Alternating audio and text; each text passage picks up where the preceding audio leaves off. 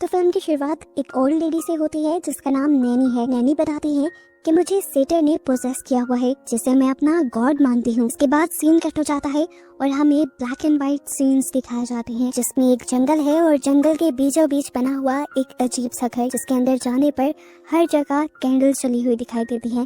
यहीं पर नैनी हमें पोजेस हालत में दिखाई जाती है। एक पिक्चर भी देखने को मिलती है जो नैनी और उसकी बेटी की थी और दूसरे रूम में हमें कोई लेडी व्हाइट गाउन पहनी कैंडल्स के बीचों बीच खड़ी नजर आती है। ये व्हाइट गाउन पहनी हुई लड़की अब अपने घर के बाहर जाती है और अपने घर के बाहर पड़ी हुई डेड बॉडी के अंदर केरोसिन ऑयल डालकर आग लगा देती है, जिसके बाद हमने देखा कि उस बॉडी की सोल निकलकर आसमान की तरफ उड़ती जा रही थी और फौरन इसी के बाद हमें एक भयानक चीज दिखाई जाती है। ये डीमन था, सेटर। अब सीन्स दोबारा प्रेजेंट में आते हैं और प्रेजेंट में हम एडम को देखते हैं। एडम इस टाइम उसी जंगल में है जिस जंगल का हम ब्लैक एंड व्हाइट सीन देख चुके हैं और एडम रह भी उसी घर में रहा था जिस घर को हमने पिछले ही सीन में देखा है। असल में एडम नैनी का ग्रैंडसन था, इसीलिए वो नैनी के घर पे था।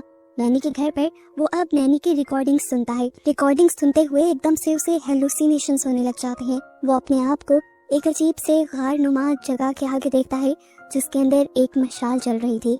वो अपने इन एलियंस में खोता जा रहा था कि तभी उसके डॉग के भौंकने पर वो होश में आया। एडम अपने इन हेलुसिनेशंस को अपना वहम समझता है और दोबारा जंगल के अंदर चला जाता है। उसने अपने घर के बाहर एक कैमरा फिक्स किया और घर आ गया जहाँ पर अब हम एडम के अलावा एक और लड़के को भी देख रहे थे। ये लड़का पीट था, एडम का भाई। वो यहाँ एडम की मदद करने के लिए आया था। सीसीटीवी लगाने के बाद जब इन्होंने चेक किया तो ये सीसीटीवी कैमरा वर्क नहीं कर रहा था। पीट ने उसे चेक करके बताया कि इस कैमरा की कुछ चीजें खराब हैं जिसे उसे घर से जाकर लानी होंगी। एडम पीट की बात मानते हुए घर चला जाता है, जबकि इसी छोटे से घर के अंदर हम देखते हैं कि पीट अब नैनी से बात कर रहा था। नैनी पीट को बताती है कि उनको भूलने की बीमारी है। उन्हें तो अब ये भी याद नहीं था कि उसके हस्बैंड मरे कब थे। इस टाइम साफ पता चल रहा था कि नैनी अपने ही ग्रैंडसन पीट और एडम को भी पहचान नहीं पाती। खैर एडम भी जब चीजें लेकर बाहर निकलता है तो उसे घर के पास एक अजीब पोसेस हुई लड़की दिखाई देती है जिसका नाम है ईवी। ईवी भी उसे देख चुकी थी। उसने एडम से पूछा, क्या तुम्हें मुझसे कोई काम है? एडम ने नाम में सर हिलाया और वो लड़की वहाँ से चली गई। सामान लेकर एडम और पीट वापस अपने घर चले जाते हैं। कैमरा ठीक करने के बाद पीट भी चला जाता है और उस कैबिन में सिर्फ एडम रह जाता है जो दोबारा नैनी की रिकॉर्डिंग सुनने में लग गया था। इस बार भी रिकॉर्डिंग सुनते हुए उसका डॉग जोर जोर से भौंकने लगा। एडम को लगा शायद वो बाहर जाना चाहता है। उसने दरवाजा खोल दिया और दूर उसे एक मशाल जलती हुई दिखाई दी जिसे देखकर वो हेलुसिनेशंस में चला गया। इस मर्तबा जो इससे एलियंस आ रहे थे उसमें वो मशाल के करीब जा रहा था, लेकिन मशाल के ज्यादा करीब जाने पर उसका विजन टूट जाता है और वो हकीकत वाली दुनिया में आ जाता है। इस मर्तबा के अपने विजन से वो काफी परेशान हो चुका था, इसीलिए वो अपने कैबिन से बाहर निकलकर वॉक करने लगा। जंगल से आज काफी अजीब लग रहा था। उसने जंगल की पिक्चर ली और फिर घर आकर कंप्यूटर पे उसे देखने लगा। इस पिक्चर में कुछ भी अनयूजुअल नहीं था, फिर भी उसने इस पिक्चर का प्रिंट निकाला। अगली सुबह एडम और पीट दोबारा नैनी के घर जाते हैं। पीट नैनी से बातें करने लगता है, लेकिन आज नैनी पीट को पहचान नहीं रही थी क्योंकि उनको भूलने की बीमारी थी। बातों ही बातों में सेटर की ये लोग बातें करने लग गए और नानी ने इन दोनों को बताया कि मुझे सेटर ने पोसेस किया हुआ है। वो मुझे गाइड करता है, बातें बताता है और वो जो मुझे बातें बताता है उसे मैं एक डायरी में लिख लेती हूँ। एडम आज घर में लगी इन तस्वीरों को देख रहा था जिसके साथ उनकी पुरानी मेमोरीज जुड़ी थी। पीट अपने घर चला गया और एडम अपने कैबिन में आ गया। आज उसे अपने कैबिन से बाहर अजीबोगरीब विस्परिंग की आवाजें आ रही थी, जैसे कोई हल्की आवाज में कुछ बड़बड़ा रहा हो, कुछ बोल रहा हो। डर कर उसने कैबिन खोलकर बाहर चेक किया तो बाहर ईवी खड़ी थी जिसके हाथ में एक एल्बम था। इस एल्बम में एडम की मॉम की पिक्चर्स भी थी। अपनी मॉम की पिक्चर्स देखते देखते एडम को दोबारा अजीबोगरीब एलियंस आने लग जाते हैं जिनमें वो बुरी तरह खो जाता है और जब वो होश में आया तो उसने देखा कि अब ईवी उसके कैबिन में नहीं थी। पता नहीं क्या हुआ, अब उसे पिक्चर देखते देखते वो पिक्चर याद आ गई जो उसने कल जंगल के ली थी। हाथ में लालटेन लिए वो उस पिक्चर को ढूंढने लगा, लेकिन वो पिक्चर अब उसके कैबिन में उसे नहीं मिल रही थी। एकदम से नैनी वाली रिकॉर्डिंग्स भी उसके रूम में खुद ब खुद चल गई। रिकॉर्डिंग में नैनी कह रही थी, सेटर ने तुम्हें ढूंढ लिया है, वो तुम्हारी एक एक हरकत को जानता है। ये सुनकर एडम डर गया। उसने पीछे देखा तो अब उसके कैबिन में कोई आदमी भी आया हुआ था। इस आदमी ने सर पे हिरन का सर रखा हुआ था और जिस्म पे जानवरों की खाल लपेटी हुई थी और उस आदमी के हाथ में वो पिक्चर भी थी जिसे एडम ढूंढ रहा था। एडम घबरा गया ये देखकर और तब दोबारा से रिकॉर्डिंग प्ले हुई। रिकॉर्डिंग में नैनी ने कहा, सेटर तुम तक आ गया है, वो अंधेरे में तुमसे मिलेगा। अब उस आदमी ने भी अपने मुंह के ऊपर से हिरन वाला मास्क ऊपर किया। उसे देखकर एडम उससे डर गया। वो इस आदमी को मारने के लिए बंदूक उठा लेता है। इससे पहले कि वो गोली चलाता, उसका लैंप बुझ गया और जब उसने दोबारा से लैंप चलाया तब तक वो आदमी यहाँ से जा चुका था। खैर, अगली सुबह दिखाया जाता है कि एडम का डॉग जंगल में गुम हो गया है। पीट आया है एडम के साथ उसे ढूंढने के लिए, लेकिन रात तक भी उन्हें वो डॉग नहीं मिला। अब ये लोग बैठकर अपनी सिस्टर के बारे में बात करने लगे, जो अजीबोगरीब तरीके से गायब हो गई थी। वो कहाँ गई थी, क्या हुआ था उसके साथ, कोई नहीं जानता। नैनी के अकॉर्डिंग सेटर उन्हें ले गया था। एडम कहता है, मुझे लगता है कि नैनी के हस्बैंड ने भी जानबूझकर अपने आप को सैक्रिफाइस किया ताकि नैनी सेटर के साथ रह सके। एडम की इन बातों से पीट को बहुत अजीब महसूस होने लगता है और वो यहाँ से चला जाता है। एडम अब घर आ जाता है, अपने छोटे से कैबिन में बहुत सारी लाइट चलाता है और ईवी के दिए एल्बम को खोलकर बैठ जाता है। ये एल्बम उनके बचपन का था और इसमें एक एडम के बर्थडे की भी पिक्चर थी। एडम को वो टाइम याद आने लगा, कितना अच्छा था उस टाइम। सब एडम के मॉम डैड, नैनी के हस्बैंड, सब लोग एक साथ थे एडम की खुशी में शामिल होने के लिए। ये फ्लैशबैक की सारी चीजों में हम देखते हैं कि जिस तरह सेटर ने नैनी को पोसेस किया हुआ था, सेम उसी तरह सेटर ने एडम की मॉम को भी पोसेस किया हुआ था, नैनी की बेटी को भी। इसे फ्लैशबैक में एडम की सिस्टर एडम से पूछते हैं, क्या सेटर तुम्हें भी पोसेस करता है? ये बात याद आते ही एडम एकदम से चौंक कर होश में आ जाता है और दोबारा उसे अपने कैबिन के बाहर अजीबोगरीब आवाजें सुनाई देने लगती हैं। इन अजीबोगरीब आवाजों को चेक करने के लिए एडम जब कैबिन से बाहर गया तो उसे ईवी दरख्तों से बंधी हुई नजर आई। वो ईवी की मदद करना चाहता था। वो करीब जाकर उसे खोलने की कोशिश तो करता है, लेकिन अचानक से ऐसा महसूस होता है जैसे उसे भी किसी ने पोसेस कर लिया है और पोसेस होकर वो ईवी का ही गला दबाने लगा। शुक्र था कि ईवी के पड़ने से पहले ही एडम को होश आ गया और उसने ईवी को छोड़ दिया और खोल भी दिया। ईवी उससे डर कर अब यहाँ से भाग गई। एडम को यही जंगल में अब वो आदमी भी नजर आता है जो पहले एक दिन उसके कैबिन में भी आ गया था, लेकिन अगला सीन इससे भी ज्यादा डरा देने वाला था। एडम ने क्या देखा कि ईवी को कोई चीज हवा में उड़ा के लेके जा रही है। किसी चीज ने जिंदा ही ईवी को आसमान में उठा लिया है, जैसे उसका सैक्रिफाइस किसी ने दे दिया हो। अपनी आंखों से नजर आने वाले इस डरावने सीन ने एडम की जान निकाल दी थी। वो भागकर अपने कैबिन में वापस आ गया। कैबिन के अंदर आकर वो बहुत ज्यादा डरा हुआ था।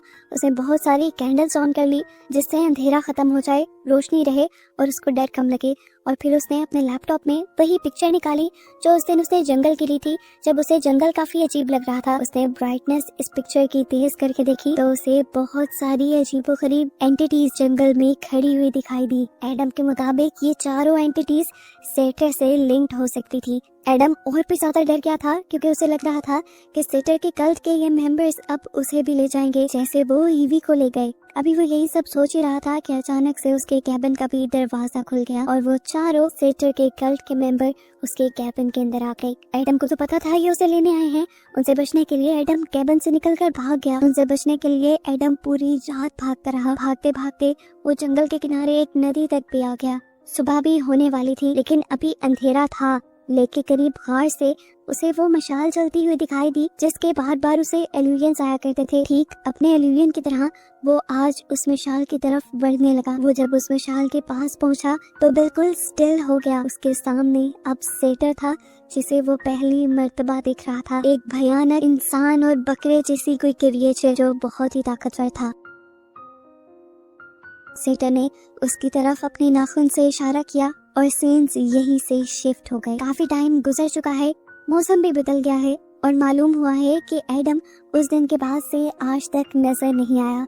पीट उसके गायब होने का जिम्मेदार अपने आप को मानता है क्योंकि वो अपने भाई एडम का ख्याल नहीं रख पाया। एडम के गायब होने ने उसकी मेंटल हेल्थ को इतना खराब कर दिया था कि उसे मेंटल असाइलम में एडमिट करवाना पड़ा। और यहाँ पर हमें पहली मर्तबा डेबोरा यानी इनकी सिस्टर को दिखाया जाता है, जिसके बारे में हमें मूवी के स्टार्ट में पता चला था कि वो गायब हो गई। वो पीट से मिलने आई थी जिसके बाद वो नैनी से भी मिलने गई। उसने नैनी की डायरी पढ़ी जिसमें वो सेटर की बताई चीजें लिखा करती थी और साथ ही उसने नैनी से अपनी मॉम के बारे में भी पूछा। नैनी को तो कुछ याद नहीं था इसलिए नैनी ने कुछ नहीं बताया। कई डेबोरा ने नैनी से कहा, मैं अब पीट से मिलने के लिए जा रही हूँ, उसकी भी हालत काफी खराब है। अगले सीन में दिखाया गया कि वो पीट के पास थी जहाँ पर पीट वाकई ही बहुत परेशान था।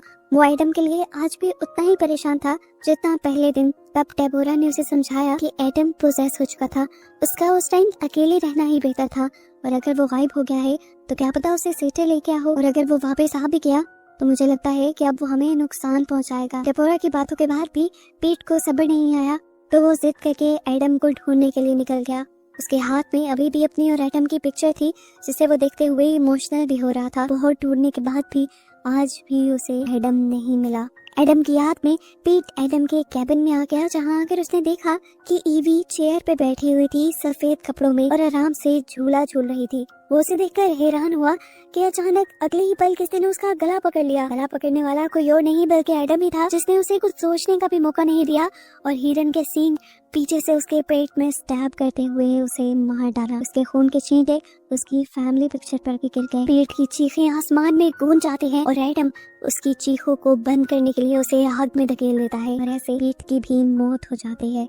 उसके मरते ही हम देखते हैं कि उसकी सोल भी निकलकर पहले लोगों की तरह ही आसमान के अंदर जा रही है, जैसे उसकी सोल भी सेटर ने ही अपने लिए सैक्रिफाइस में ले ली हो। और कहानी में ट्विस्ट ये आता है कि यहाँ पर जो हम ईवी और एडम को देख रहे थे, वो दोनों इस टाइम इंसान नहीं थे बल्कि सोल्स थी। वो दोनों अब सेटर के लिए काम करते थे। एक और डरावनी हकीकत हमें सेटर की पता चली कि जिस भी इंसान को पोजेस करवा कर वो मरवाता था, फिर उसकी सोल पर भी कब्जा बना लेता था और उन सोल्स को अपने कल्ट का मेंबर बनाकर उनसे अपने लिए काम करवाता था, यानी और इंसानों को उनके जरिए पोजेस करवा कर मरवाता था। और अब क्योंकि सेटर ने ही ईवी और एडम को पोजेस किया था, तो मरने के बाद इन दोनों ने सेटर के लिए अपनी ड्यूटी निभाई। पीट को मारा एडम ने, जिसके बाद उसकी भी सोल सेटर के कल्ट का हिस्सा बन गई। यहाँ पता चला कि मूवी के शुरू में भी जो सफेद कपड़ों में सोल दिखाई गई थी, वो भी सेटर के लिए ही सैक्रिफाइस थे। इस पूरे जंगल में सेटर का राज था और जो कोई भी पास के इलाके में रहने आता था वो जान से जाता था। खैर, अब हम जिंदा डेबोरा यानी एडम की सिस्टर को देखते हैं,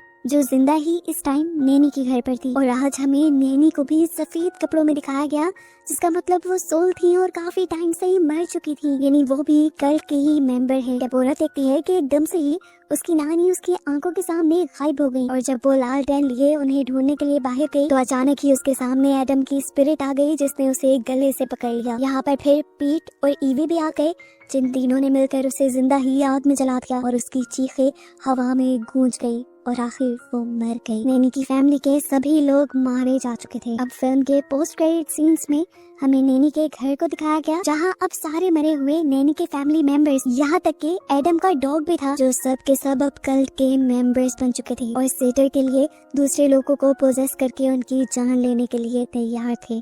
ये तो सब जानते हैं कि इनके ऐसा करने से सेटर की पावर्स बढ़ेंगी और बस इन्हीं को दिखाते हुए ये कहानी यहाँ खत्म हो जाती है।